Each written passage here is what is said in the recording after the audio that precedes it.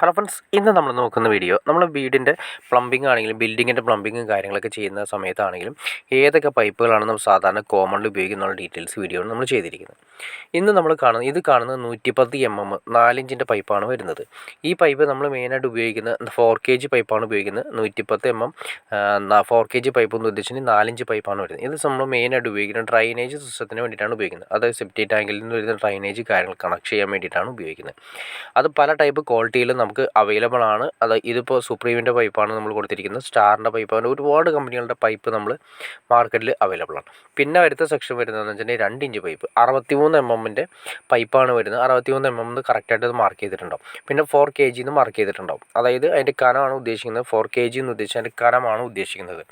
അപ്പോൾ നമുക്ക് ഈ പൈപ്പ് ഉപയോഗിക്കുന്നത് മെയിനായിട്ട് ഡ്രൈനേജ് തന്നെ നമുക്ക് സിങ്കിൻ്റെ വേസ്റ്റ് കൊണ്ടുപോകാനും അതുപോലെ തന്നെ വെള്ളം കൊണ്ടുപോകാനൊക്കെ നമ്മൾ ഉപയോഗിക്കുന്നത് 2 ഇഞ്ച് പൈപ്പാണ്. പിന്നെ വരുന്നത് നമുക്ക് ഉപയോഗിക്കുന്നത് 1.5 ഇഞ്ച് പൈപ്പാണ് ഉപയോഗിക്കുന്നത്. 1.5 ഇഞ്ച് പൈപ്പ് നമ്മൾ വെള്ളത്തിന് വേണ്ടിയിട്ട്, അത് ടാങ്കിൽ നിന്നും വരുന്ന പൈപ്പ് റെഡ്യൂസ് ചെയ്ത് യൂസ് ചെയ്യാൻ വേണ്ടിയിട്ട് നമ്മൾ ഉപയോഗിക്കുന്നുണ്ട്. പിന്നെ 1 ഇഞ്ച് പൈപ്പാണ് ഉപയോഗിക്കുന്നത്. 1 ഇഞ്ച് പൈപ്പ് 32 mm പൈപ്പാണ്. അത് 10 kg ആണ് നമ്മൾ സാധാരണ യൂസ് ചെയ്യുന്നത്.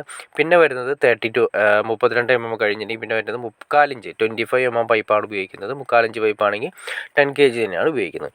അപ്പോൾ മെയിനായിട്ട് നമ്മളൊരു വാട്ടർ ടാങ്കിൽ നിന്ന് ഏറ്റവും ആദ്യം തന്നെ ഒരു 2 ഇഞ്ച് പൈപ്പാണ് മെയിനായിട്ട് വാട്ടർ ടാങ്കിൽ നിന്ന് ഇറക്കുന്നത്. 63 mm.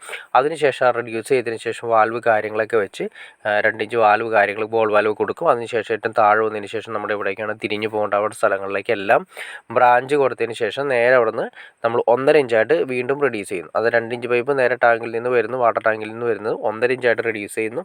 പിന്നെ അതിനുശേഷം 1 ഇഞ്ചായിട്ട് റെഡ്യൂസ് ചെയ്യുന്നു. ഈ 1 ഇഞ്ച് റെഡ്യൂസ് ചെയ്തതിന് ശേഷം 3/4 ഇഞ്ചായിട്ട് റെഡ്യൂസ് ചെയ്യുന്നു.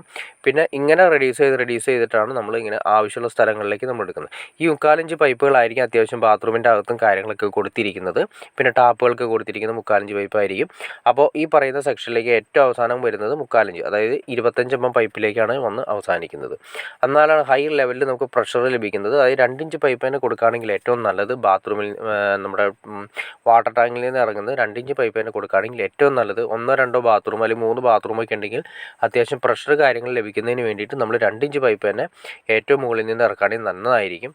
ഒരു സ്റ്റാൻഡ്, ഒരു 5 അടി ഹൈറ്റ് വരുന്ന ഒരു സ്റ്റാൻഡ് കൂടി കൊടുക്കുകയാണെങ്കിൽ പ്രഷറിൻ്റെ കാര്യത്തിൽ യാതൊരു കോംപ്രമൈസും ചെയ്യേണ്ട കാര്യമില്ല. ഓക്കെ ഫ്രണ്ട്സ്, അപ്പോൾ നിങ്ങൾക്ക് ഈ വീഡിയോ ഉപകാരപ്പെട്ടെങ്കിൽ തീർച്ചയായിട്ടും ലൈക്ക് ചെയ്തേക്കുക, ഷെയർ ചെയ്തേക്കുക, സബ്സ്ക്രൈബ് കൂടി ചെയ്തേക്കുക. അടുത്ത വീഡിയോയിൽ കാണുന്നവരെ ഓക്കെ.